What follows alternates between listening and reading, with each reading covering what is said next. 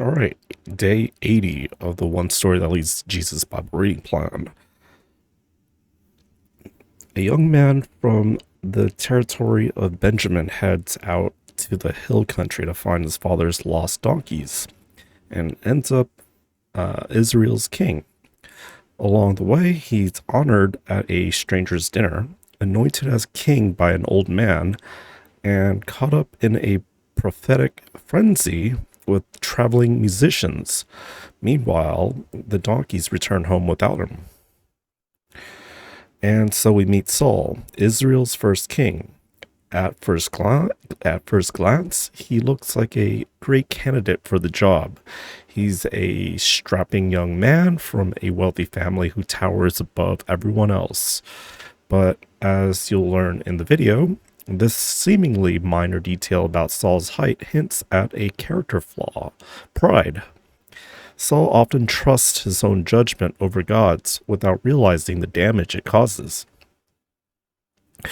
At first, though, pride isn't the problem. He's struggling with fear. Saul is so hesitant, he hides during his coronation. However, when the Ammonites attack, he rallies Israel's troops and wins a decisive victory. God has given the people what they asked for, a king to fight their battles. Still, some Israelites worry they've made a mistake. Samuel reassures them that Yahweh's blessings remain as long as both king and people remain faithful. The choice is theirs. What will they choose?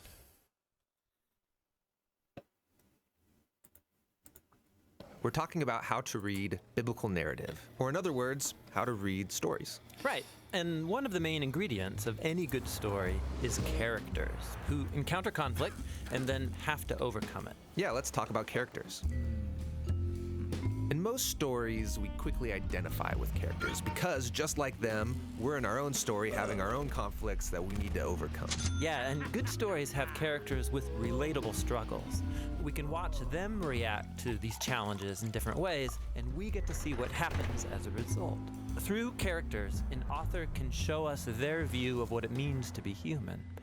The Bible's no different. Biblical stories use characters as a mirror so we can see ourselves and discover our own human nature in the reflection.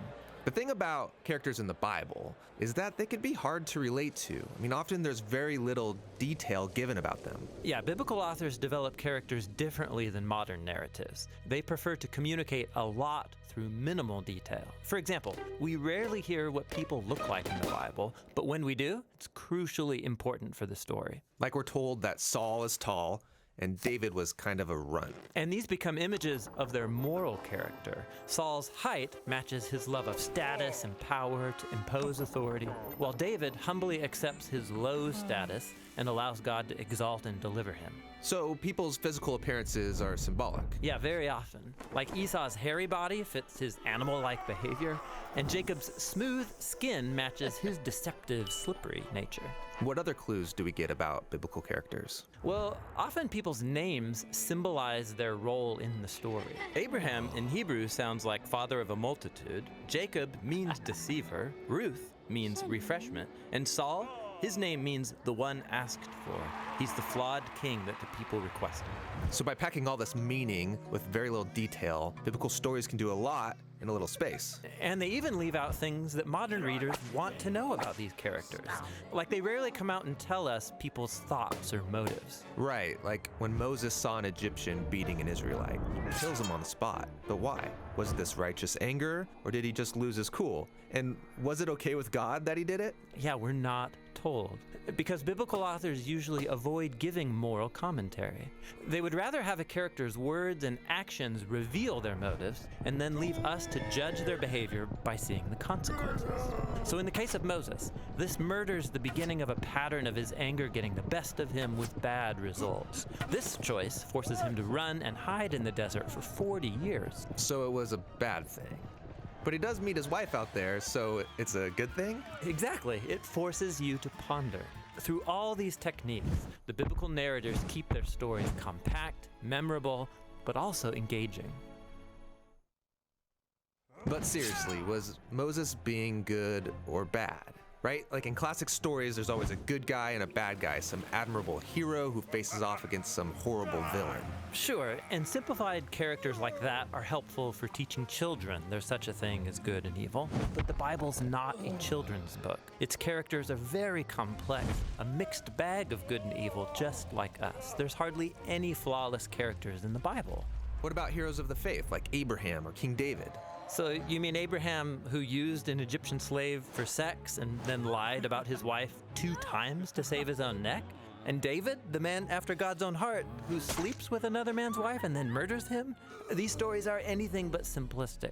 They offer us realistic portraits of compromised people like ourselves. The real surprise is that God keeps working with them despite their failures. So, just because a person's called by God or wins a battle, becomes successful or wealthy, doesn't mean the biblical author wants me to act like them.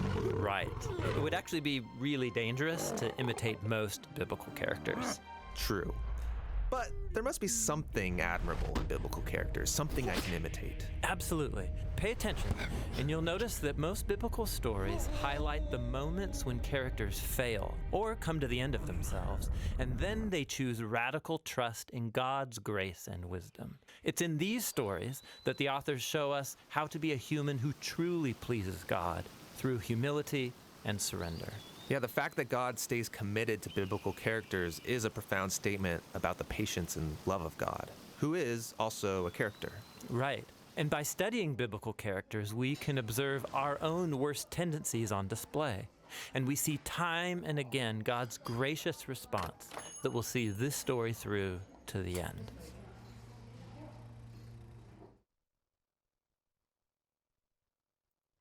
Hey, you guys, we hope that. All right. 1 Samuel chapter 9. Samuel anoints Saul.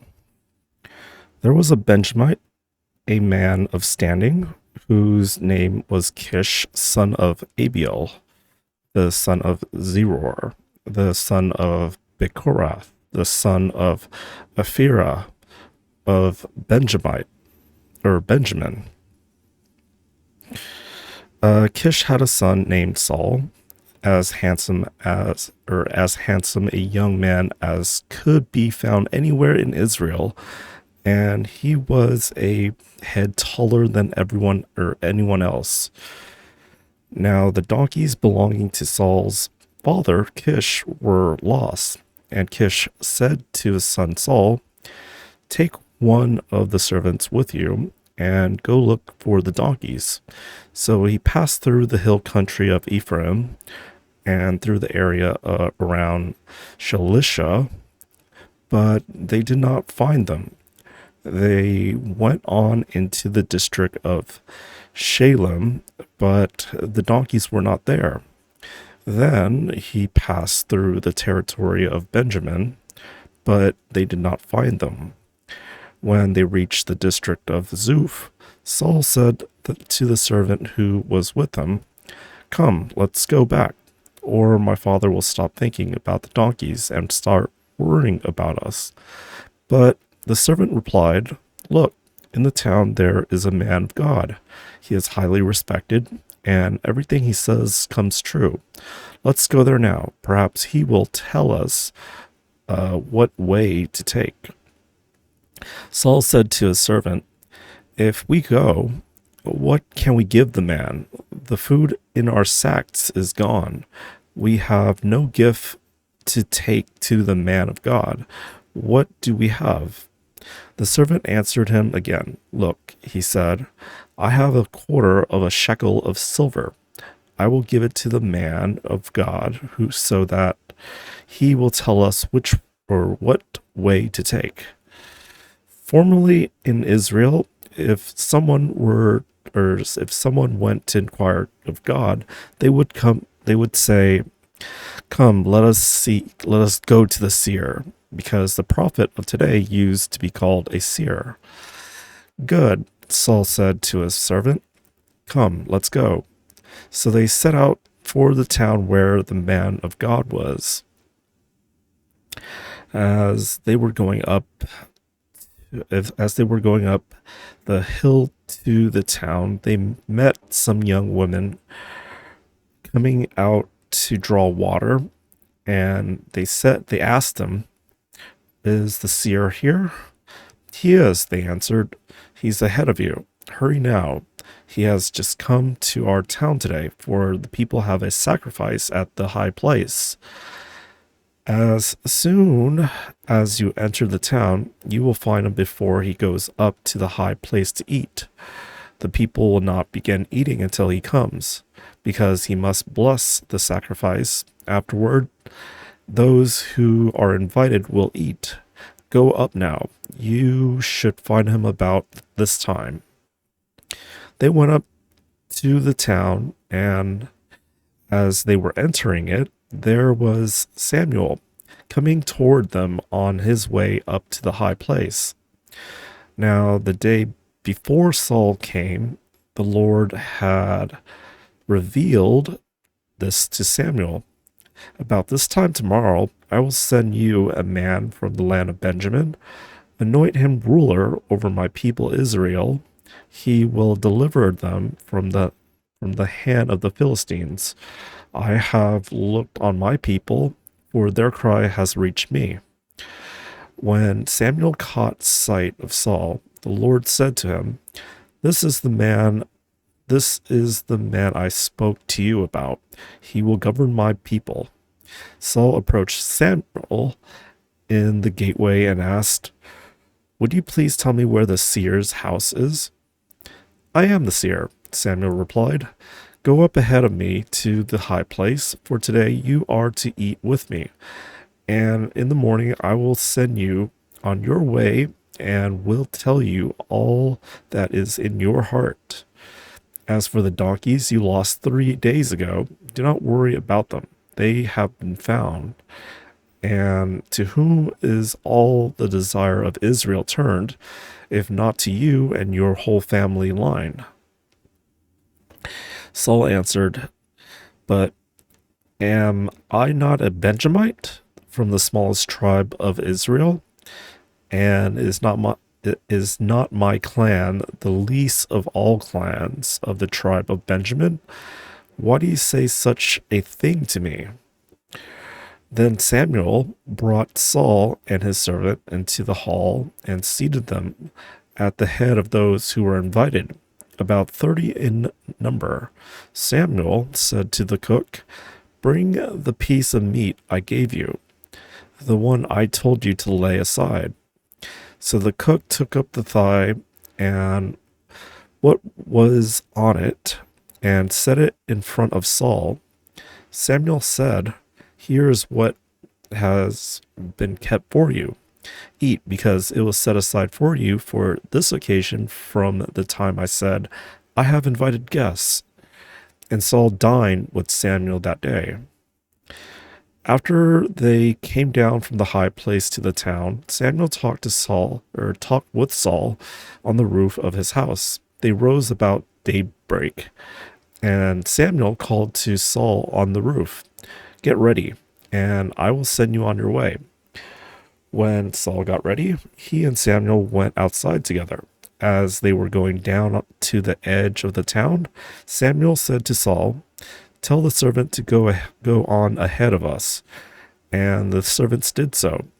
"But you stay here for a while, so that I may give you a message from God." Chapter 10. Chapter 10. Then Samuel took a flask of olive oil and poured it on Saul's head and kissed him, saying, "Has not the Lord anointed you ruler over his inheritance? When you leave me today, you will meet 2 men near Rachel's tomb at Zelzah on the border of Benjamin. They will say to you, 'The donkeys you set out to look have been found, and now your father has stopped thinking about them and is worried about you. He is asking, what shall I do about my son?' Then you will go on from there until you reach the great tree of Tabor. 3 men going up to worship God at Bethel will meet you there. One will be carrying 3 young goats, another 3 loaves of bread, and another a skin of wine. They will greet you and offer you 2 loaves of bread, which you will accept from them. After that, you will go to Gibeah of God, where there is a Philistine outpost. As you approach the town, you will meet a procession of prophets coming down from the high place with lyres, timbrels, pipes, and harps being played before them, and they will be prophesying. The Spirit of the Lord will come powerfully upon you, and you will prophesy with them, and you will be changed into a different person. Once these signs are fulfilled, do whatever your hand finds to you, for God is with you. Go down ahead of me to Gilgal. I will surely come down to you to sacrifice burnt offerings and fellowship offerings, but you must wait 7 days until I come to you and tell you what you are to do. Saul made king. As Saul turned to leave Samuel, God changed Saul's heart, and all the signs were fulfilled that day. When he and his servant arrived at Gibeah, a procession of prophets met him. The Spirit of God came powerfully upon him, and he joined in their prophesying. When all those who had formerly known him saw him prophesying with the prophets, they asked each other, "What is this that has happened to the son of Kish? Is Saul also among the prophets?" A man who lived there answered, "And who is their father?" So it became a saying, "Is Saul also among the prophets?" After Saul stopped prophesying, he went to the high place. Now Saul's uncle asked him and his servant, "Where have you been?" "Looking for the donkeys," he said. "But when we saw they were not to be found, we went to Samuel." Saul's uncle said, "Tell me what Samuel said to you."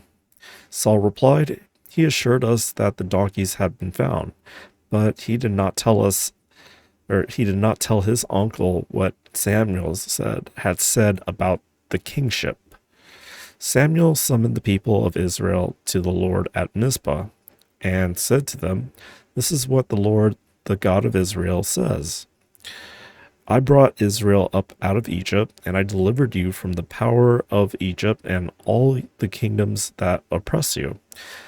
But you have now rejected your God, who saved you out of all your disasters and calamities. And you have said, 'No, appoint a king over us.' So now present yourselves before the Lord by your tribes and clans."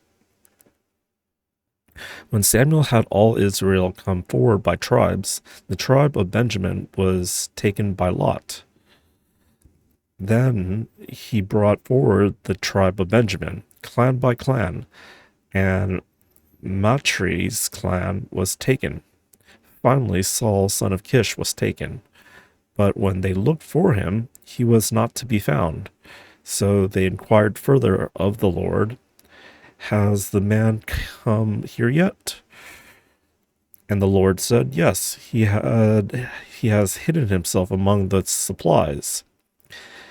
They ran and brought him out, and he stood among the people. He was a head taller than any of the others. Samuel said to all the people, "Do you see the man the Lord has chosen? There is no one like him among all the people." Then the people shouted, "Long live the king!" Samuel explained to the people the rights and duties of kingship. He wrote them down on a scroll and deposited it before the Lord. Then Samuel dismissed the people to go to their own homes. Saul also went to his home in Gibeah, accompanied by valiant men whose hearts God had touched. But some scoundrels said, "How can this fellow save us?" They despised him and brought him no gifts. But Saul kept silent.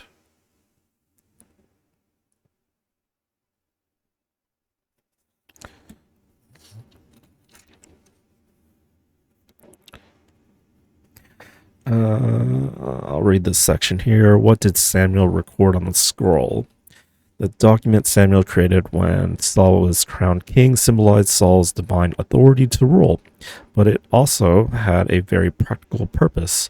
The scroll likely contained a historical introduction that reminded the people how Saul had come to be chosen as king. Next, it defined the king's role in Israelite society, since Israelite kingship differed significantly from the kingship in other nations. Instead of being a constitution or a covenant, the document was more a charter that defined the king's position in relation to God and to God's people. When Samuel completed the document, he deposited it before the Lord, that is, in the tabernacle. Placing it in the tabernacle and later in the temple emphasized the scroll's divine authority. It would remain preserved there to witness against the king if he broke one of its provisions or against the people if they violated it. Cool. Moving on to chapter 11. Saul rescues the city of Jabesh. Nahash, the Ammonite, went up and besieged Jabesh Gilead, and all the men of Jabesh said to him, "Make a treaty with us, and we will be subject to you." But Nahash, the Ammonite, replied, "I will make a treaty with you only on the condition that I gouge out the right eye of every one of you, and so bring disgrace on all Israel." The elders of Jabesh said to him, "Give us 7 days so we can send messengers throughout Israel. If no one comes to rescue us, we will surrender to you." When the messengers came to Gibeah of Saul and reported these terms to the people, they all wept aloud. Just then Saul was returning from the fields behind his oxen, and he asked, "What is wrong with everyone? Why are they weeping?" Then they repeated to him what the men of Jabesh had said. When Saul heard their words, the Spirit of God came powerfully upon him, and he burned with anger. He took a pair of oxen, cut them into pieces, and sent the pieces by messengers throughout Israel, proclaiming, "This is what will be done to the oxen of anyone who does not follow Saul and Samuel." Then the terror of the Lord fell on the people, and they came out together as one. When Saul mustered them at Bezek, the men of Israel numbered 300,000 and those of Judah 30,000. They told the messengers who had come, "Say to the men of Jabesh Gilead, by the time the sun is hot tomorrow, you will be rescued." When the messengers went and reported this to the men of Jabesh, they were elated. They said to the Ammonites, "Tomorrow we will surrender to you, and you can do to us whatever you like." The next day, Saul separated his men into 3 divisions. During the last watch of the night, they broke into the camp of the Ammonites and slaughtered them until the heat of the day. Those who survived were scattered, so that no 2 of them were left together. Saul confirmed as king. The people then said to Samuel, who was it that asked, "Shall Saul reign over us? Turn these men over to us so that we may put them to death." But Saul said, "No one will be put to death today, for this day the Lord has rescued Israel."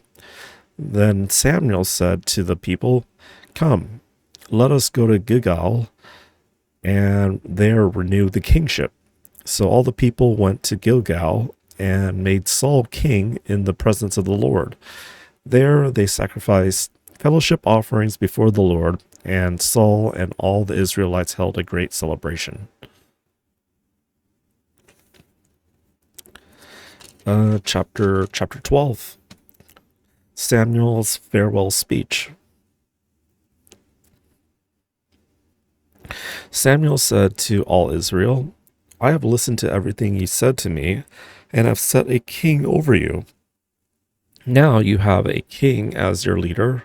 As for me, I am old and gray, and my sons are here with you. I have been your leader from my youth until this day. Here I stand. Testify against me in the presence of the Lord and his anointed. Whose ox have I taken? Whose donkey have I taken? Whom have I cheated? Whom have I oppressed? From whose hand have I accepted a bribe to make me shut my eyes? If I have done any of these things, I will make it right." "You have not cheated or oppressed us," they said. "You have not taken anything from anyone's hand."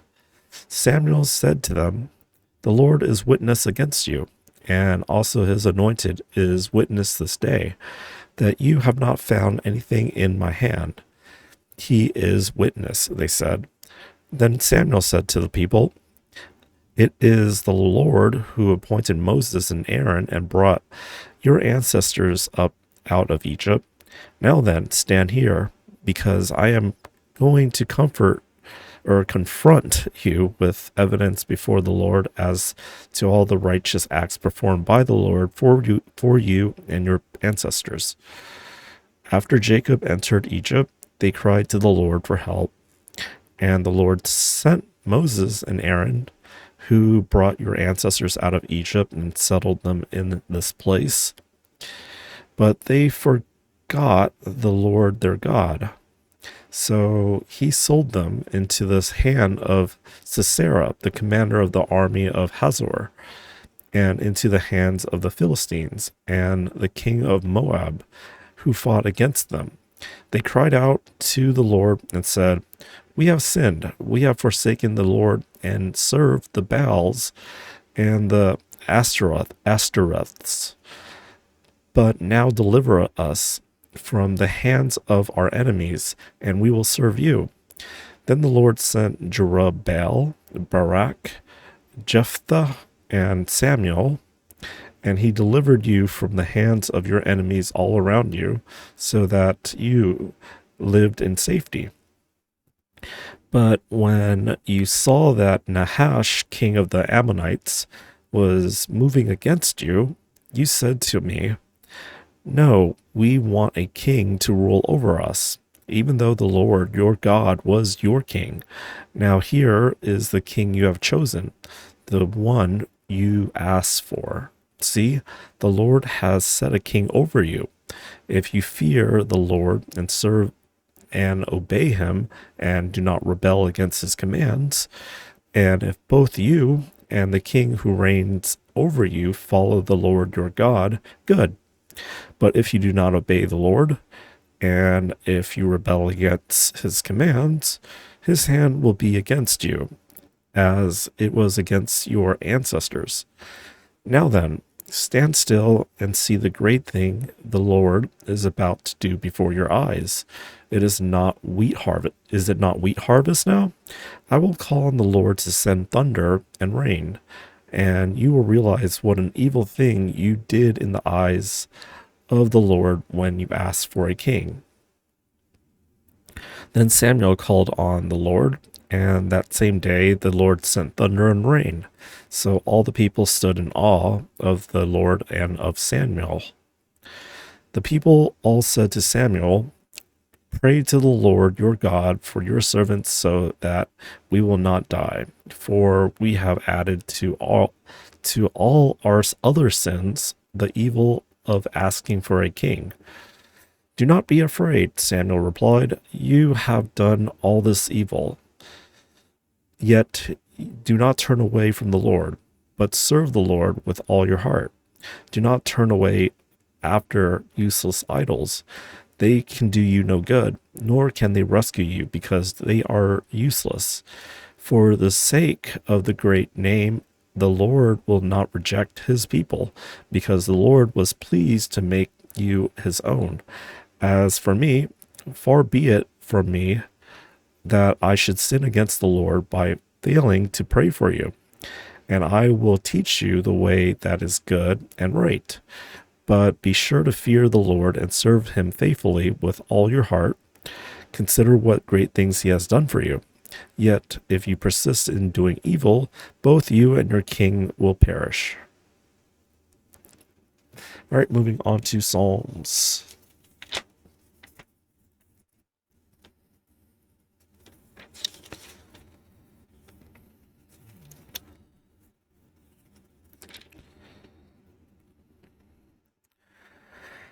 All right, Psalms 80 for the director of music to the tune of Lilies of the Covenant of Asaph, a psalm. Actually, let me drink some water.